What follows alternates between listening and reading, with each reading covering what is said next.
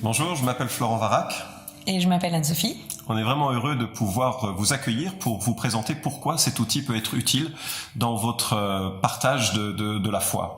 Alors, mon expérience avec cet outil a commencé lorsque j'ai réalisé la première année de mon ministère que les 20 personnes que j'avais conduites à Christ, et je me sentais vraiment un héros de la foi dans cette aventure, finalement ne persévéraient pas dans leur cheminement avec Jésus. Et ça m'a touché de réaliser qu'en fait, je prêchais un évangile de décision, sans qu'il y ait du forcing, il y avait quand même beaucoup d'emphase, d'accent porté sur la décision, et que finalement la foi c'est une question de compréhension que le Saint-Esprit donne et auquel la personne répond par une adhésion de cœur.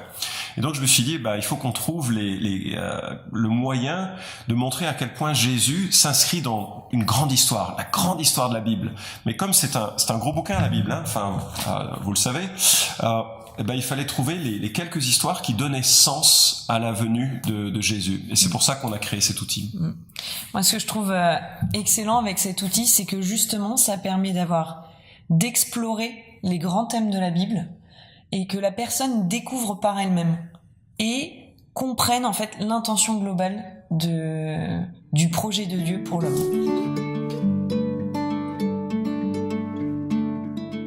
En fait, le carnet s'utilise par lui-même, c'est un outil qui est autonome, indépendant, et donc c'est un carnet par personne, et ce que je fais, c'est que je le donne à l'individu qui est intéressé, ou à un petit groupe d'individus, franchement, c'est à vous de voir quel est le meilleur contexte pour cela, et je leur dis qu'ils ne retireront de ce parcours découverte que à la hauteur de leur investissement. Donc, avant chaque rencontre, c'est à eux de lire les textes, d'aborder les questions. Anso va en parler, comment ça s'utilise.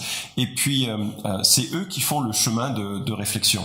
Alors, il y a le texte biblique. On a choisi une douzaine de textes bibliques qui racontent cette grande histoire de la Bible et qui culmine bien sûr avec Jésus et son œuvre pour réparer nos cœurs brisés.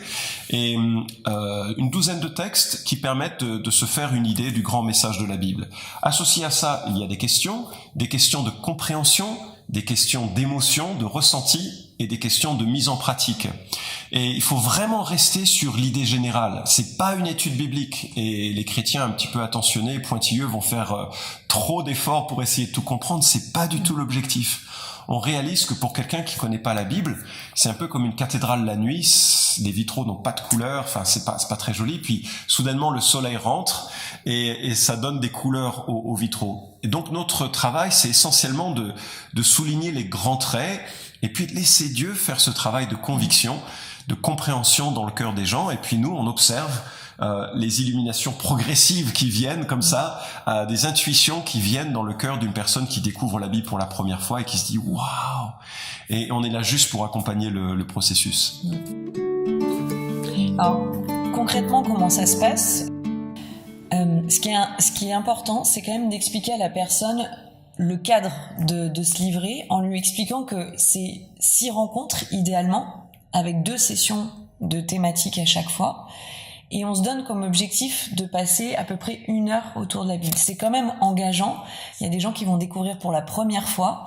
Donc, c'est important de leur expliquer, on prend le temps pendant 1 heure de se poser les questions autour de la Bible. Et chaque fois, ce qui se passe, c'est qu'il y a des gens qui veulent contredire ce que la Bible dit ou proposer des débats. Mais ce qu'il faut faire, c'est dire, écoute, on prendra toutes les questions de débat après, quand on a fait le parcours. L'objectif, c'est pas de savoir si la Bible dit vrai ou faux. L'objectif, c'est de comprendre le message de la Bible. Et c'est pourquoi le cadre de 1 heure est fondamental. D'abord parce que on est tous très occupés. Et si la première session dure 2-3 heures, les gens reviendront pas. C'est certain. Donc, il faut vraiment s'imposer le cadre de 1 heure. 2 thèmes, ça veut dire 1 demi-heure par thème. Et vous réalisez que immédiatement, ça force une discussion qui pourra paraître superficielle, mais parce qu'elle se préoccupe que de l'essentiel. On cherche à comprendre ce qui est essentiel dans chaque passage.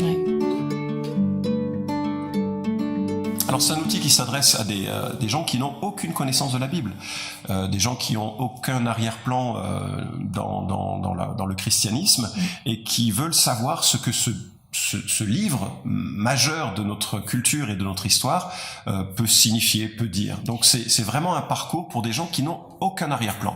Ou alors, parce que ça m'est arrivé aussi beaucoup dernièrement d'en proposer à des gens qui ont, je dirais, une tradition chrétienne, mais qui ne connaissent en vérité pas le message global de la Bible. deux publics totalement différents, mais qui apprécieront ce parcours. Alors la manière dont ça se passe est conduite par l'individu qui fait ce parcours. C'est à vous de vous adapter à ses exigences, ses besoins. On peut se retrouver, moi ça m'est arrivé de me retrouver avant que les gens partent au travail à 6h du matin dans un café à faire ce parcours découverte. Ça peut être aussi entre midi et 2, la pause lunch, on a juste une petite heure, on prend un sandwich et un verre ensemble, 45 minutes même, et c'est génial, on s'adapte aux gens. Ça peut être le soir dans les foyers avec quelques voisins, quelques amis, ça peut être un parcours individuel, ça peut être un parcours en petits groupes. On s'adapte à toutes les possibilités que nous offrent les opportunités que nous avons. Et je dirais même certaines sessions, et je dirais même certaines sessions, faut réfléchir quand même à les proposer si on le fait en extérieur, c'est plus ou moins adapté. Vous verrez dans le parcours, par exemple pour la parabole des 2 fils, souvent ça lève des choses. Les gens sont plus ou moins à l'aise d'en parler en public, donc je pense qu'il faut aussi réfléchir à est-ce qu'il est pertinent cette session-là de la faire en extérieur ou plutôt dans un environnement apaisant, rassurant pour la personne qu'elle connaît, où elle pourra se livrer. Je crois qu'il faut aussi se laisser conduire sur chaque session. Quel est l'endroit le plus adapté pour l'autre. Et puis nous-mêmes, on va faire des tas de découvertes. Moi, je me souviens de quelqu'un qui m'a rattrapé. On avait terminé la session, on en était sur Ésaïe 53. Quelqu'un qui a couru, me rattraper, il avait les larmes aux yeux. Il dit, mais est-ce que je comprends bien que... et il avait compris quelque chose d'Ésaïe 53 qui s'appliquait à sa vie, et c'était bouleversant. Et je crois que c'est à ce moment-là qu'il a saisi les choses. On n'est pas maître de ce qui se passe dans le cœur, de ce que Dieu fait dans un cœur. On est juste des accompagnateurs de ce processus. On les renvoie à un message, le message de la Bible, le message de Dieu. C'est Dieu qui fait son œuvre. Nous, on est juste des animateurs de ce processus. Et à vous qui allez être animateur, vraiment, moi je vous encourage à le faire déjà une première fois, à proposer à quelqu'un chrétien dans votre entourage de le faire avec vous pour qu'il découvre cet outil, pour que lui puisse le refaire avec d'autres aussi. Et honnêtement, vous allez être rafraîchi dans votre foi en écoutant les questionnements des gens. Pas parce que vous allez répondre à tout, il y a plein de moments où on n'a pas les réponses, mais juste parce que justement ça va vous faire aller chercher des réponses pour la prochaine fois, ça va vous faire vous dire mais moi je me suis jamais posé cette question-là, pourquoi il se pose cette question-là? Et vous allez vous re-rappeler la grande histoire de Dieu pour vous. Moi, je trouve que c'est un temps de découverte pour l'autre, mais moi, je redécouvre mon Dieu à chaque fois. Et ouais, c'est merveilleux.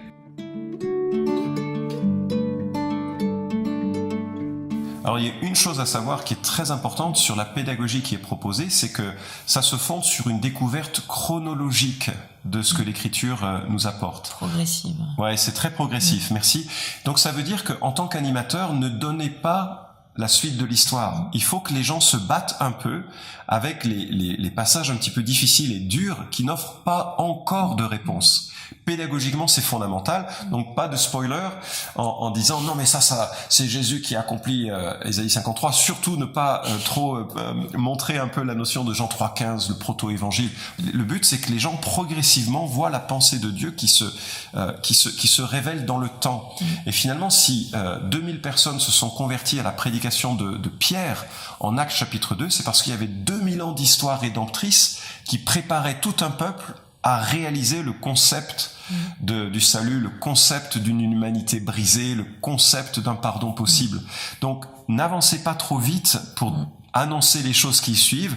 Laissez-vous conduire, comme Anso le dit et le vit dans sa pratique. Laissez-vous conduire par les progrès des sessions qui sont agencées de façon chronologique. Laissez-vous porter par les questions et n'annoncez pas les choses qui suivent. Et lorsqu'il y a des tensions, dites-leur, la tension, elle sera résolue dans l'épisode numéro. Et ça maintient aussi un intérêt et ça montre que la grande cohérence de ce livre qui est en fait constitué de 66 livres. Et c'est très intéressant, pas de pression, et des fois même vous serez amené à dire « Attends, ça, on en reparle dans une session prochaine, on va voir. » C'est pas le thème aujourd'hui. La personne, elle sent pas de pression, il y a quand même un combat pour elle. Faut avoir en tête en tant qu'animateur que cette personne, il y a un combat, elle fait quelque chose que tout le monde ne fait pas, elle vient pas juste prendre l'apéro. Elle vient découvrir un message profond qui peut, vous le savez, qui peut changer sa vie. pas de pression, juste on avance et elle va revenir. Et justement, ça prouve aussi, enfin, ça montre aussi sa volonté d'aller plus loin. Et ça, c'est intéressant. La première chose que vous allez faire pour préparer chaque session, c'est de prier. Enfin, c'est des gens à qui vous allez proposer de découvrir le message de la grande histoire. Donc c'est prier pour vos amis, prier pour que Dieu vous inspire chaque mot, chaque parole, les réponses et même parfois dans les non-réponses, remettez toute chose en fait en prière. Priez pour à la fin de la session, les prochaines personnes qui vous mettra à cœur. Il y a vraiment quelque chose il y a un combat, il y a une persévérance à avoir parce que c'est quand même 6 rencontres. Il y a un combat pour la personne qui vient, mais aussi pour vous dans ce que vous allez vivre. Donc, ne soyez pas, soyez généreux comme l'une des leçons et priez et remettez toute chose, vraiment.